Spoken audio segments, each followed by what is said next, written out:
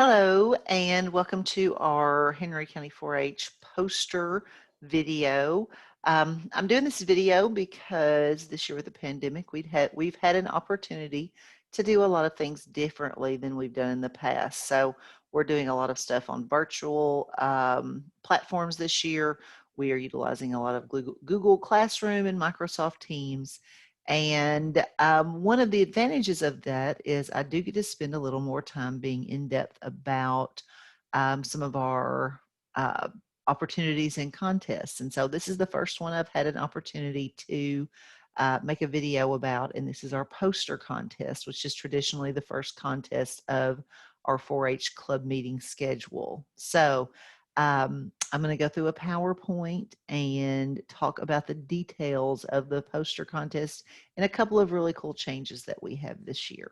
So first of all, I want to share my screen and I want to show you where you can find our Tennessee State 4-H website has so much information on it. And so if you will just go into your search engine and type Tennessee 4-H, you should come up with the first section. The first selection should be 4h.tennessee.edu.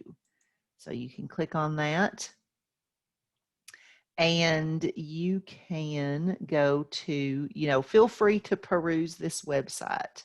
And if you have questions, feel free to ask me.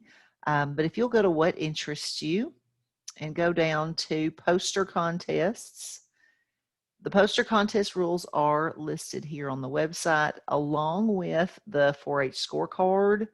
And what I like best is the regional and state winners are all here, and you can even click on them and see who the regional and state winners were last year. So this is a really good place to find a lot of general information about our State 4-H program. All right. So next up, I wanted to show you a PowerPoint that I created that does go through the information now.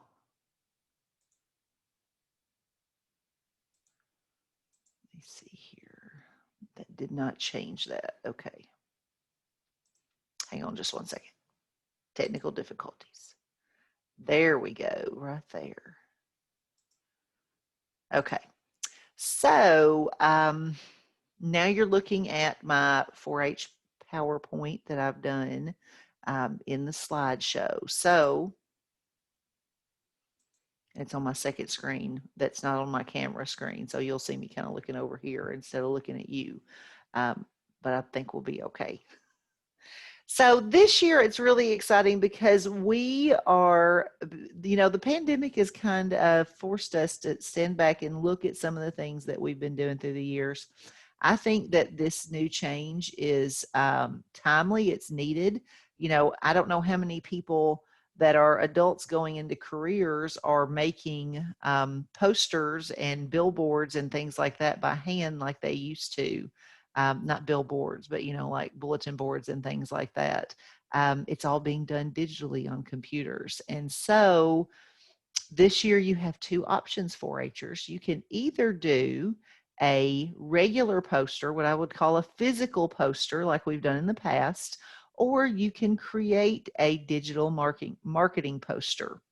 So with your regular poster, you would create that traditional poster on a poster board. Here's the twist.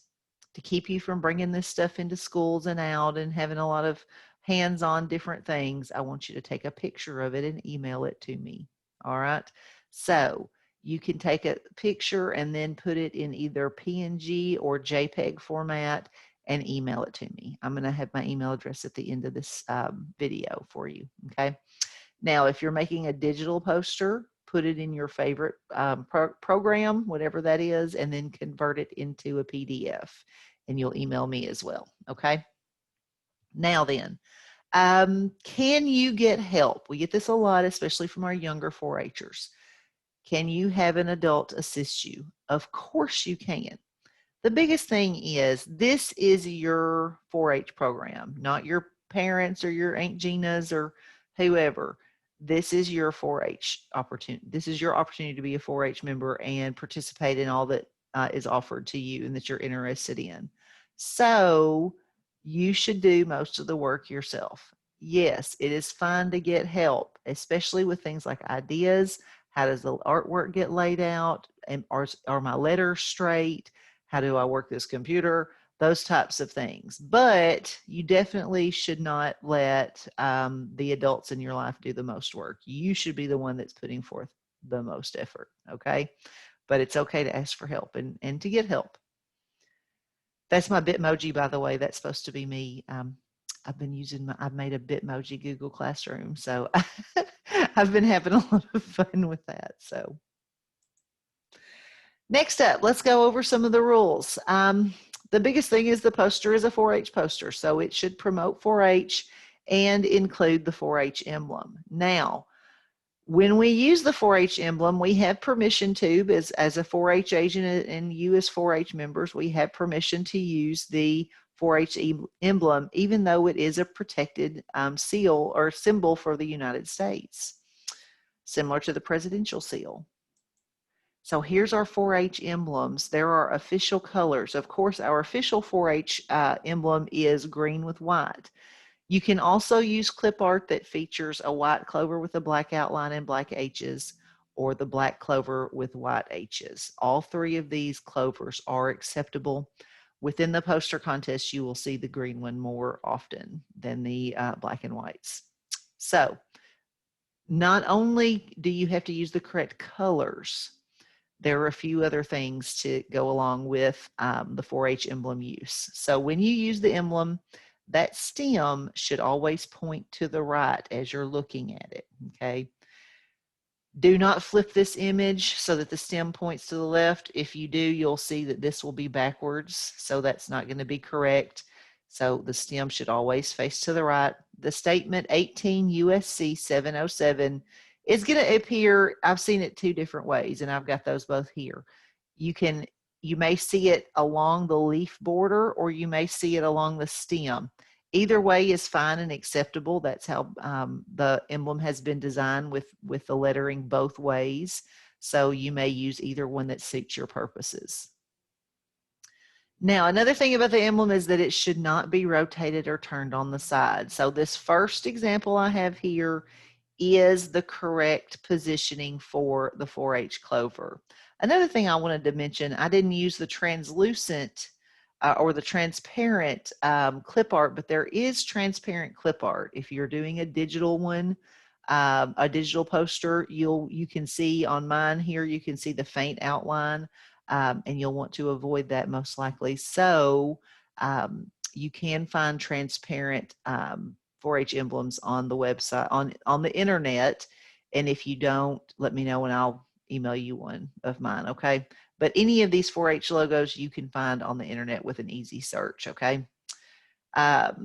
This one is incorrect because it's rotated to the side, and this one is turned on its side. So our 4-H emblem always has to stay straight up and down. Also, don't add text or images over the 4-H clover, and also don't use it as a watermark, okay? So once again, here's our correct clover, and here are some no-nos. We've written the 4-H dog project over the top. We've put a dog over the clover here, okay? Now you'll see some variations of that. If you want to do that, take those H's off.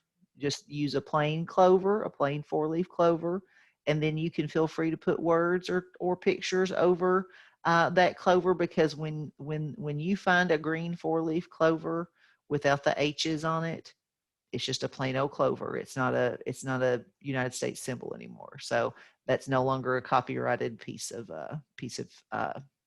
artwork. So you can do that if you want to use just a plain clover, okay? All right, that's enough about the emblem. How big should our posters be? Well, your poster should be 22 inches wide or horizontal and 14 inches tall or vertical. Now, that's a half a sheet of poster board if you're doing a physical poster. When I heard that our digital posters were supposed to be that size, I was a little doubtful, but I did go into Word and was able to create a Word document that was 22 by 14 inches. So, and it doesn't matter, you're not going to print it. So a lot of us don't have a printer that would print that size, but we're not printing it. If it gets printed, it'll be printed in one of our state offices, and they have poster printers there. So, because they got the big money. But no, this is the right size. Okay. Make sure that your size is correct. Younger 4-Hers, this is the part where an adult can help you. It's most helpful if you've got a big paper cutter, like in your school office, or some of our home offices might have a big paper cutter. But in order to get that poster cut, if you buy a full poster board and are going to use half of it, it's definitely great if you will have an adult help you so that it gets cut correctly and doesn't have any crooked or jagged edges. All right, along with your poster, when you submit it, I want you to submit also your name, your address, your school grade and 4-H teacher. That's your actual, that's the name of your 4-H club. So for instance, Lakewood 6 Kemp is Miss Kemp's 4-H club in the 6th grade at Lakewood, and that's how we label all of our clubs. If you don't have a 4-H teacher, don't worry about it. You can just leave it blank, like Inman Junior High. All right. Then I'll need your age and your email address. We are finding that we're using more and more emails to communicate nowadays. So let's talk about designing your poster. So first of all, the biggest part is a catchy theme or title. What is it that's going to stand out amongst the posters that get submitted? So you want to come up with a catchy theme or title. Your design, your artwork should be original and related to the theme. And I've got some sample posters I'm going to show you here in just a little bit. Don't use well-known copyright figures or other material like Marvel superheroes or DC. Let's not get into that discussion.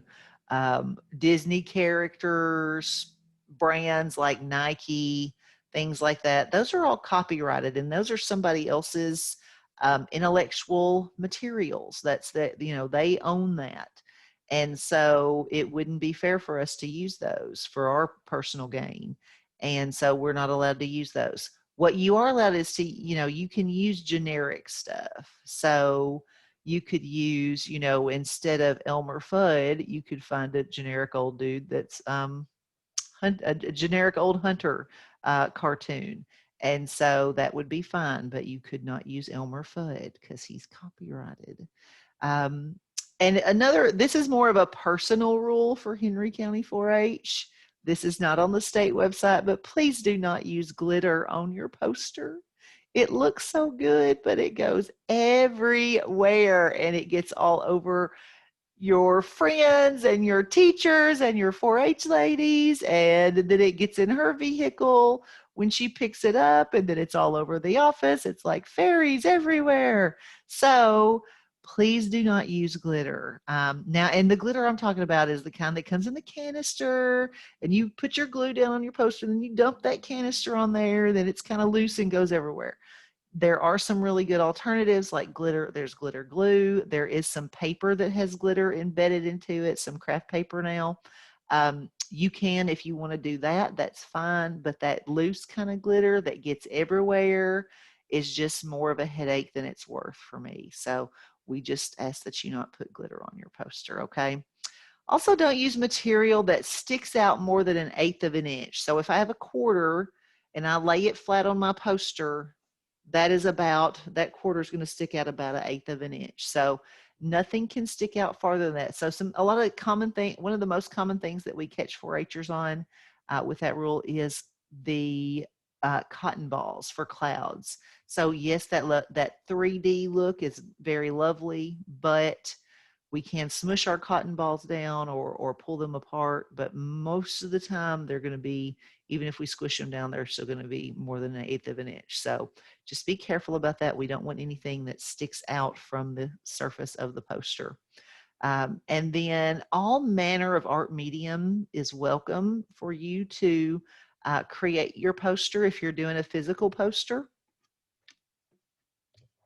So like the crayon, paint, markers. If you're an artist and you're really good at drawing things, hand drawn is fine. If you're like me and you need a little help in that department, you can also cut out that clip art till your heart's content, okay? Next up, let's talk about the colors that we use. That's really important for not only the look of your poster, but also readability. When we judge our posters, we do stand back about 15 feet. And so we want to be able to see that artwork and those letterings. So use colors that contrast and complement each other. So I've put a couple of different examples here. That first row, the red and the yellow, is a good example of colors that not only complement, but they also contrast as well. Black and yellow, black goes good with a lot, surprisingly. Well, or maybe not so surprisingly if you're educated in that area. But this light blue with the black, some mistakes we've seen before. White posters with yellow lettering, that yellow all but disappears when you back up away from it. And if you're looking at my screen now, you may see that as you stand back a little bit or lean back, you'll lose that lettering as well. And then we have a green poster here with some orange lettering, and you can see they're just too similar to stand out from each other. So another thing to think about is a lot of times we see neon letters or neon posters or rainbow lettering. All of that looks really good when you're up close to it, but when you do back away, it tends to confuse the eye. Now, I'm going to show you an example of different colored lettering in a moment that was done well enough that it's not confusing to the eye. But generally, when we have rainbow letterings, or you've taken your crayons and layered the rainbow in each letter, those end up really, really hard to see. Okay, so just be careful and be aware of what you're working with there. I also wanted to include the scorecard. I think that's important when you're working towards when you're working in a contest to know what you're working towards. This is this is what you get your points in when your posters are scored. So you can see the two highest point values on this scorecard are theme at 25 points and originality at 15 points. So that would be where the focus of your work would be, using that, utilizing a really good 4-H based theme and being original. So, and then there's a lot of other things that are important too on that scorecard. So just pay attention to what the scorecard says. We're not going to go over every bit of it. You can look through that at your leisure. I'd like to show you some previous winners. One of these is a Henry County winner, and it's so cute. But all of these are cute. But I'm partial to my Henry County 4-Hers. But these are state winners from last year, or actually from this year, from 2020. And so you can kind of see these all have a couple of things in common. Number one, outstanding use of color. Very simple artwork that doesn't get too complicated so that the message is immediate. The themes are short, they're fun, they are easy to read. And this is the one I was talking about that used different colored letterings. 4-H's Nacho Average Club, which everybody's had a real giggle over that, and I love it. But if you look at Nacho, it has different color letters, but they reserved it just for Nacho, and they really stuck with colors that were found elsewhere in the poster or that were really contrasting well to each other and to the black. And so they did not get lost. It's not confusing to the eye. When you look at it, your eye does not go bananas with the different, there's not any confusion there visually. And that's what rainbow colors do sometimes, is they confuse your eyes. So that's an example of where they use that successfully and not to their detriment. But you can see the two posters on the left were just cut out with clip art. The one on the right was hand drawn. All three of these posters have utilized the 4-H Clover. The two on the left, or the left in the middle, have been cut out with clip art and the one on the right was hand drawn, either one of those is fine. It's really fine. Now you can see I've used my Bitmoji again down here. She says, do not copy these posters. Okay. These are for you to, you know, I'm a visual learner. So if I can see an example, it helps me so much. And I know a lot of you are that way too. But don't copy these posters. Now, when are posters due? Well, they are due by Monday, December 7th. Once again, we're going to change things up. You do not have to bring your posters in or have them submitted the day of your 4-H meeting, but you do need to have them in by December 7th. All right. And that's anytime during December 7th. So if you send me an email and your poster is submitted at 8:45 p.m. on December 7th, you're going to be fine. All right. You have until 11:59. I would not suggest you wait that late. Don't procrastinate. Go ahead and get it done. And that way you're not as stressed out. Everyone that submits a poster, either a picture or a digital PDF, is going to receive a ribbon and points for their club. Your club winners are going to advance onto the county contest. So if you receive a purple ribbon, you're going to be automatically entered in the county contest. If you do a physical poster, please make sure you keep it up, keep it nice and clean. Don't let your little sibling gnaw on it or the family dog or anything like that. Put it up somewhere where it won't get harmed, because if you're a county winner, I will then be contacting you to get that poster from you. Okay, so we'll want to make sure and do that. All right, so if you have any questions, you can call me at 642-2941. That is our office phone. Right now we are doing a little bit different because of COVID. So I'm in the office 1 or 2 days a week, and then I'm working from home or at club meetings or whatever the rest of the time. So if you call 642-2941, I may not be there, but whoever's there will send me that message. You may also email me. I have my laptop with me working from home, so I will be most likely pretty quick on the draw with that email. Okay, so and don't worry about if you think a question is silly. Please, I want you to be interested. If if you have a question, I want you to be able to get the answers that you want, okay, or that you need. So make sure that you contact me for any reason. If you have any kind of question, it's fine. All right. So I look forward to seeing all of your posters, and I'm going to stop this share. I'll see you around. Thanks so much for watching. Bye-bye.